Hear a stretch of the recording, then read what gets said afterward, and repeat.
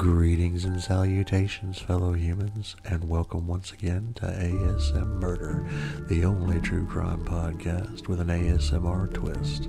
I am your host, The Gru, and today's episode is number 8. And boy howdy do we have a good one for you. If you're a fan of older sitcoms, you might know him. I'm talking about the actor Robert Edward Crane, better known as Bob Crane. Being born in the 70s and growing up through the 80s, I of course know him from the show Hogan's Heroes. And though I do remember the show, I don't really remember much about the plot or the jokes. I was too young to get either one. I didn't find out until much later in my life that he had died in 1978 inside of the apartment he was using while on tour for a dinner theater production. Honestly, a hell of a way to go. So walk with me a while, fellow humans, as we explore the mystery behind the murder of Bob Crane.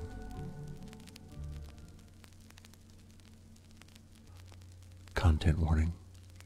Today's episode contains graphic content not suitable for some audiences, which include mentions about death, mentions about sexual themes, descriptions of a crime scene and the state of a dead body. Listener discretion is therefore advised.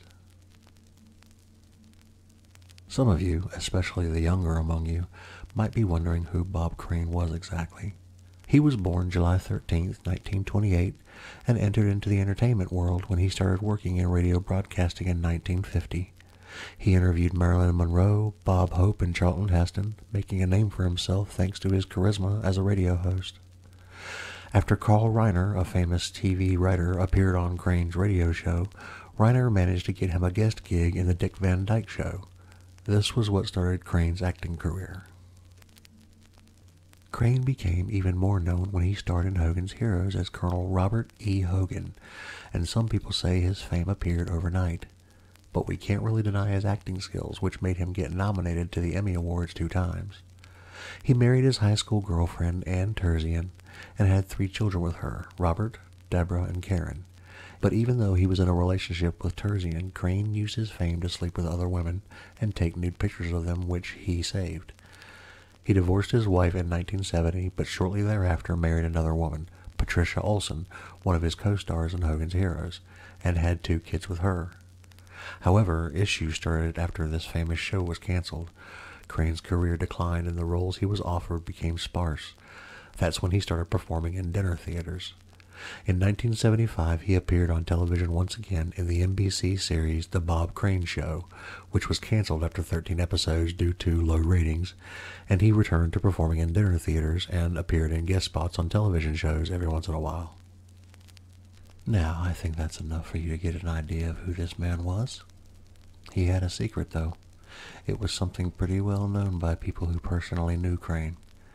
During the recording of Hogan's Heroes, Crane was introduced to John Henry Carpenter, who was a regional sales manager for Sony Electronics and then for Akai, allowing the actor to use photo and video equipment of the best quality. Now, this might seem unimportant information at the moment, but we have to think that Crane was popular with women because of his celebrity status. Carpenter and him soon became good friends, and Crane introduced Carpenter to the women that wanted to be with him. This leads to the secret I was talking about. They recorded their joint sexual encounters without the women's consent, who only found out about the videos once the police contacted them after Crane's murder. Carpenter even arranged to have his business trips with Crane's dinner theater touring schedule so they could continue recording themselves sleeping with women.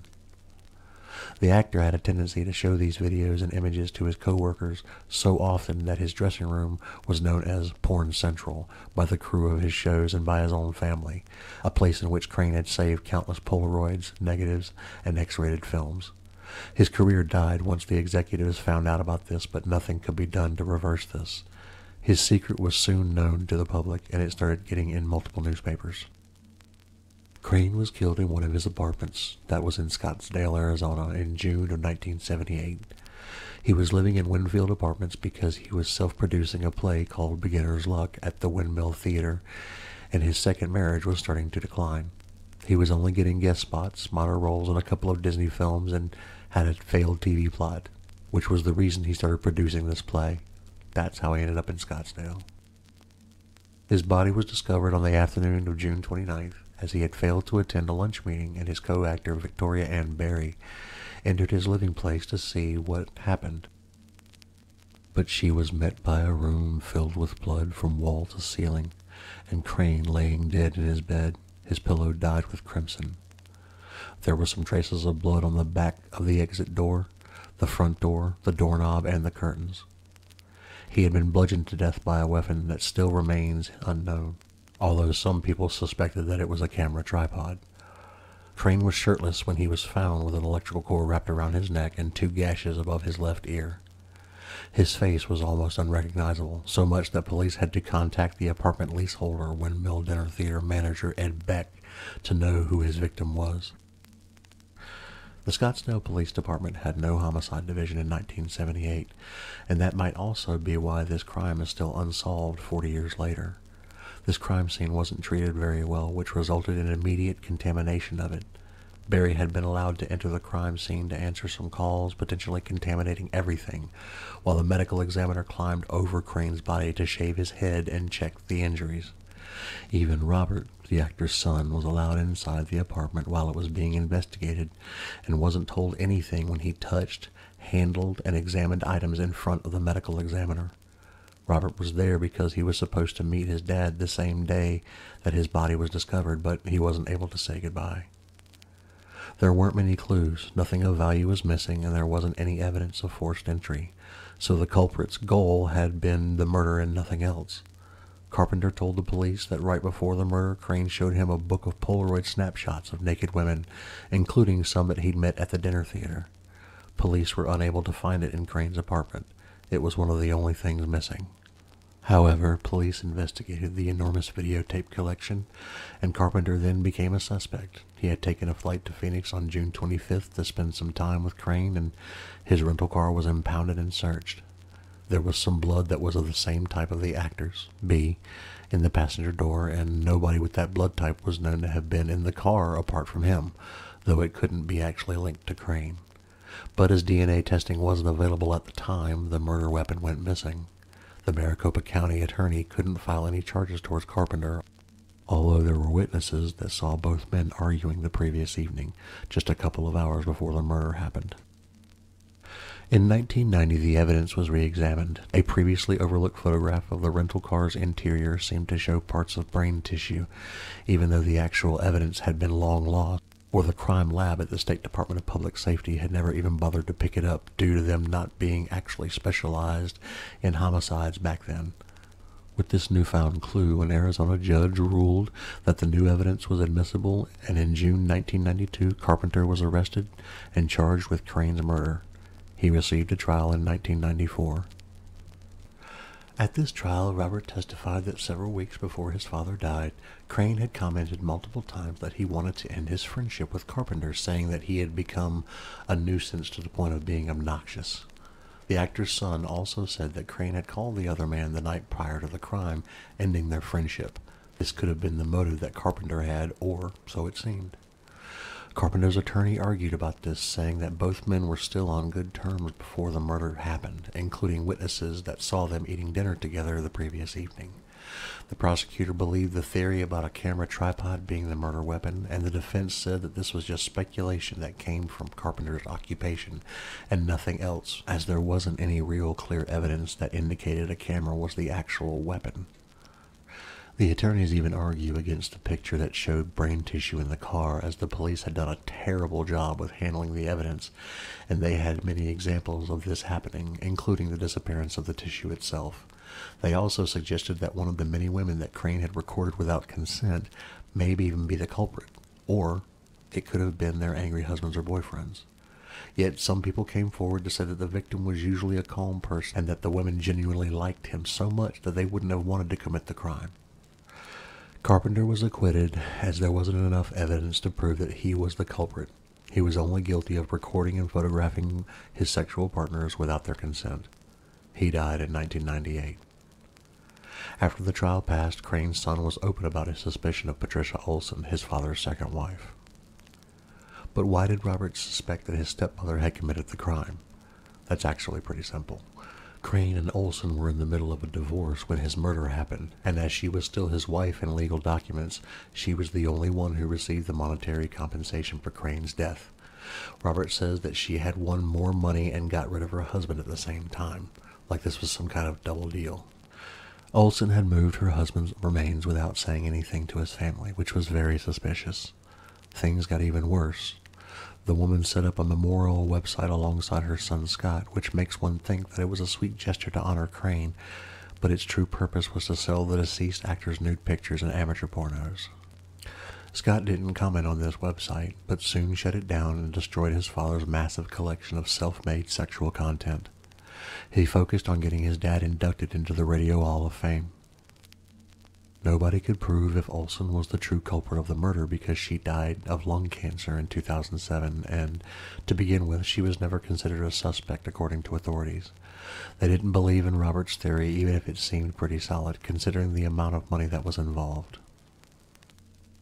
Robert is still looking for answers to this day, even though the only two suspects are long gone. He doesn't speak to his step-siblings and has never talked about his father's murder with his mother and sisters because they refused to do so. It seemed that he was pretty close to Crane, as he hadn't been able to let go of him. In 2015, Robert even wrote a book about the case titled Sex, Celebrity, and My Father's Unsolved Murder. He says, "There's still a fog, and when I say fog, it's that word closure, which I hate. But there is no closure. You live with the death for the rest of your life." Some newer DNA tests were made pretty recently, in November 2016, using the 1978 blood sample from Carpenter's rental car. This was suggested by a Phoenix TV reporter, John Hook, who suggested that newer technology might be the key to solving the murder. The reporter said that he always got requests from the public to talk about the case, having written a book about Crane's crime in which he talks about wanting to solve the crime by use of forensic science, the same way that famed attorney Vincent Bugliosi attempted to do so in his 2007 book about the Kennedy assassination. Hook took special importance to the fact that the jury had believed that Carpenter was the murderer, but there hadn't been enough evidence to send him to prison back in 1978. Hook convinced the Maricopa County District Attorney to do another DNA test just to check if something new appeared. 2 sequences were identified in these samples, one from an unknown male and the other was too degraded to get any information from it. But this consumed all of the remaining DNA traces and further tests became impossible. Crane's funeral was held on July 5, 1978 at St. Paul the Apostle Catholic Church in Westwood, Los Angeles. In true Hollywood funeral fashion, there were over 150 attendees, which included family members, friends, and people who acted alongside him, attended the ceremony. He suddenly had an enormous abundance of love right after his death. The actor was buried in Oakwood Memorial Park in Chatsworth, California. Olson later had his remains relocated to Westwood Village Memorial Park in Westwood, and she was buried beside him in 2007 under her stage name Sigrid Valde. But why is this case still talked about when there's pretty much no hope of it being solved now that all suspects are dead? Well, that's because even after the popular show Hogan's Heroes ended, it's still being shown on TV, as the setting was World War II. It's a timeless show, and it's still used as a cash cow up to this day, according to Crane's eldest son. Plus, the actor was a good-looking man, loved by audiences of all times and types. Another reason is the nature of the investigation. That revealed Crane's sex addiction and his vast collection of sexual pictures and videos. It also might be captivating precisely because the case is still unsolved. The murderer is still free or even dead, which makes one actually wonder many things. Who was the owner of the unknown blood found in Carpenter's car? Was Carpenter or maybe Olson the culprit? We'll never know for sure. This case has a moral in a way. No matter how famous a person becomes, sometimes their deaths aren't solved. Culprits are never found. Like I said in my first episode, we can't always have a satisfying answer, and sometimes the bad guy gets away. And as the last remains of DNA samples were used, this case might not be closed for a long, long time. Well, fellow humans, we have come to the end of yet another episode. As usual, let me say it was a privilege and a pleasure to spend my time with you today. I have been your friendly neighborhood crew, and that was episode 8 of ASM Murder. If you want to catch up on any episodes you missed, or you just want to hear more of me in general, you can go to my website at murderpod.net. That's MURDERPOD.net. I'll leave a link in the description. You can also find my podcast on Spotify, iTunes, Google Podcasts, and Stitcher. If you enjoyed what you heard, I'd love to hear your thoughts. Until next time, be kind to yourselves and be good to each other. Take care.